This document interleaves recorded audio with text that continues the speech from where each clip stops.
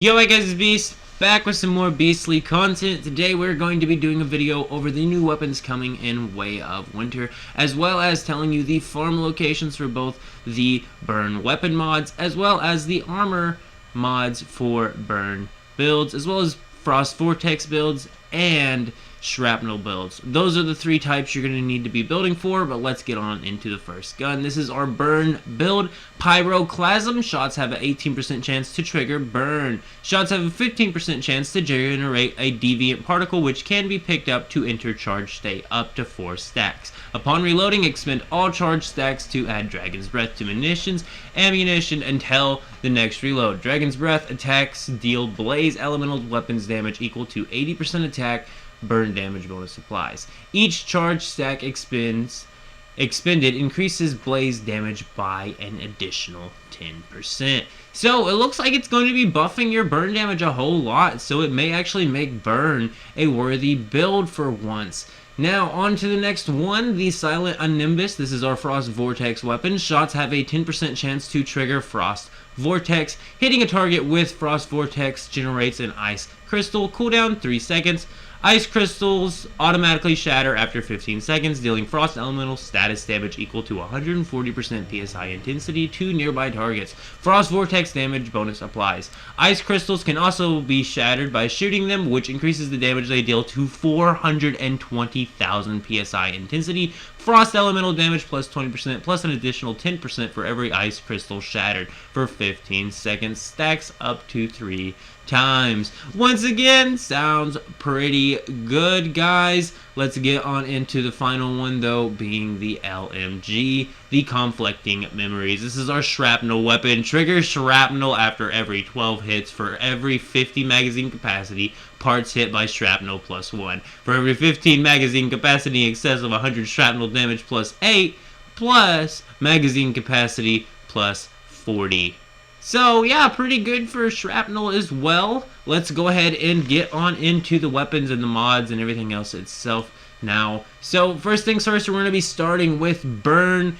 We're going to go ahead and list off a couple of the mods here. So, there's Blaze Blessing, which when defeating an enemy affected by burn, recovers HP by 5%. So, this is as far as I know, only a purple drop. There might be a legendary version of it now, but every guide I looked up on mods and everything, they were saying it was only purple. So, Blaze Blessing's the first one. The second one's Burning Wrath. Triggering burn has a 25% chance to grant plus 1 burn stacks. Flame Resonance, max burn stacks plus 2, burn duration, -20. So, the location to actually farm this at is the Ravenous Hunter Monolith. So, everything besides Blaze Blessing actually is going to be needed to farm on hard. However, yeah, that's about it. Also, there's Embers. That's another one of the mods that's really popular for this. So, we're also going to be covering the armor mods, starting with the helmet being Deviation Expert. That one's farmable from the Silo Theta. We're going to now cover the mask being the Blaze Amplifier mod. That one is farmable from Silo Psi. The gloves mod is going to be status enhancement from Silo Sigma. The shoes mod, of course, is going to be covered advance from Silo Sigma. The chest piece is going to be a Flame Resonance Tier 3 from the Dayton Wetlands Shadow Hunter Monolith of Greed. So, on to the legs now. Status Amplification or Precision Charge. Both of these drop from Silo Thigh. So, that's it for the mods. One other thing to mention on the burn build is actually going to be what gear to actually be using. So you can either use the Bastille Hood or the Shelter's Hat for your helmet. You're basically going to be using a 4 set of Shelter, a 1 piece of Bastille, and then you can either use the Grill Gloves or the Hardy Gloves. I myself am using the Hardy Gloves for my burn build because it is the gold variation of a burn mod for, the key items. However, people really recommend the grill gloves, the barbecue gloves. They really recommend it for some reason, so maybe you want to use them. I'm going to be using the Hardy Gloves. I bought the Hardy Gloves, so that's my game plan now. So, Frost Vortex, let's get on into this now. So, all Frost Vortex mods are going to be dropping from the Ravenous Hunter as well. So, while you're farming for your burn mods, you're probably going to be getting your Frost Vortex mods for your weapons just by farming the Ravenous Hunter, guys. It really is great, and the Ravenous Hunter also drops some of your chest mods, but let's continue. I'm not even going to cover what all the different Vortex mods do. I'm not really here to tell you the best ones.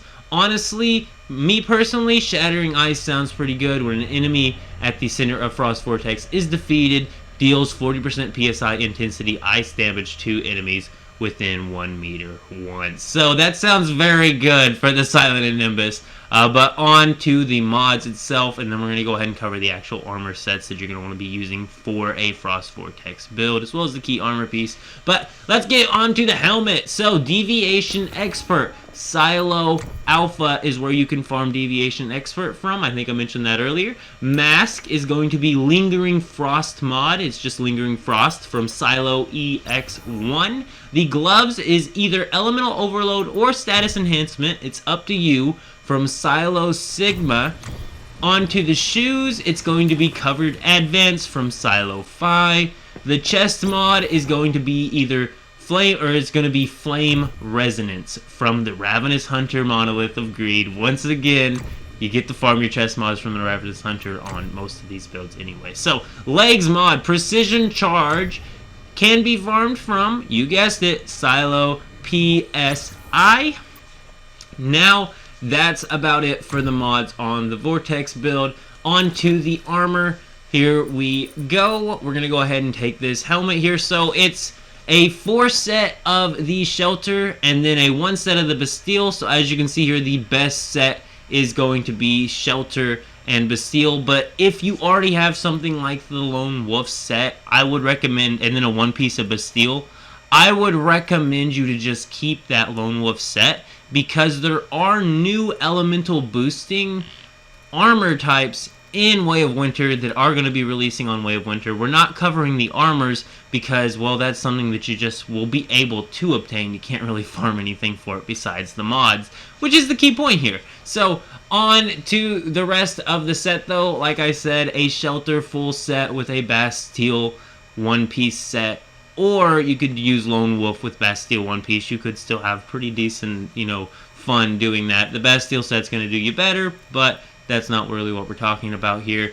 Now, the other thing is, for the top, it is recommended to use the Frost Tactical Vest. What the Frost Tactical Vest does, actually, is the Frost Vortex generates ice spikes that deal frost damage of 100% PSI intensity.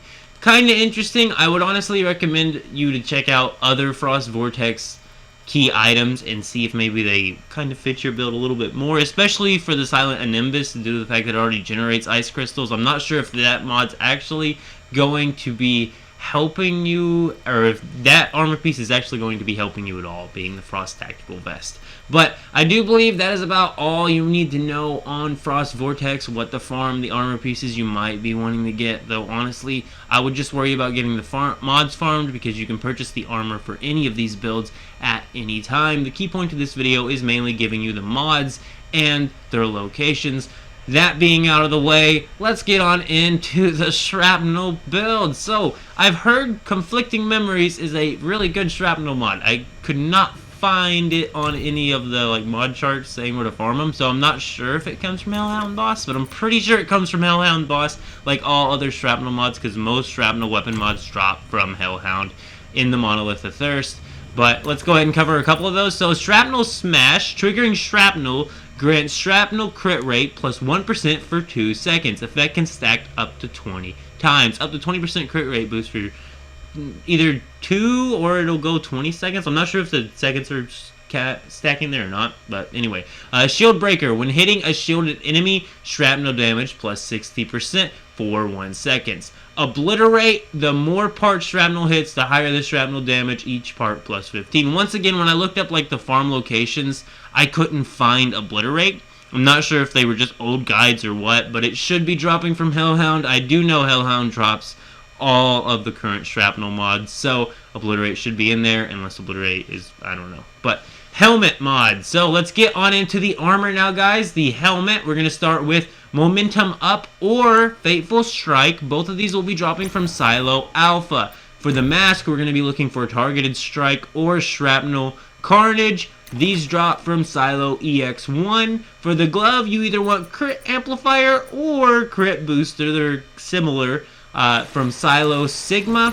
For the chest, you're going to want Healing Fortification for Silo Theta. For the legs, you're going to want Bullet Siphon or Deadshot Silo PSI. So, hopefully you got that. Hopefully you understood that. Those are the farm locations. Go farm those. That's really all you need to know. But the other thing, once again, we are going to be covering a generic armor set. All of this is just a generic build set. Like these builds that I'm telling you now, these armor recommendations, these are not my personal own. And they are not anything to do with how my burn build is set up. Even though my burn build does share quite a few mods, I've went crit burn. So it's different than, you know, any of these builds. But let's get on into our Shrapnel builds armor set. So for good news for you, if you already have Lone Wolf, it's a 4 set of Lone Wolf, and then you can go ahead and use a 1 set Bastille, and for the helmet you can either use the Barrette or the gas tight helmet. So for the Barrette and the gas type helmet, so let's go over the Barrette first. So the Barette's key effect is actually just shrapnel hit part +1. Kind of low tiered. I'm thinking this is the purple variant one, so I definitely recommend the gas tight helmet. Let's go ahead and talk about the gas tight helmet. Now though, the gas tight helmet's key effect is max shrapnel target parts +1 and then shrapnel damage +120. So definitely the better key item to be using for a shrapnel build is going to be the gas tight helmet. So now that we've covered the armor set, it's a a 4 set of Lone Wolf, a 1 set of Bastille, and the gas tight helmet. I think we've covered everything now. That is everything you need to know about all of the new builds that are going to be coming with new weapons in Once Human. So if you want to play with these new weapons and you want to get their mods farmed early, hopefully this video has helped you. But I am going to go ahead and get out of here, guys. Go ahead and leave a like on the video if you did enjoy it, and keep it beast mode.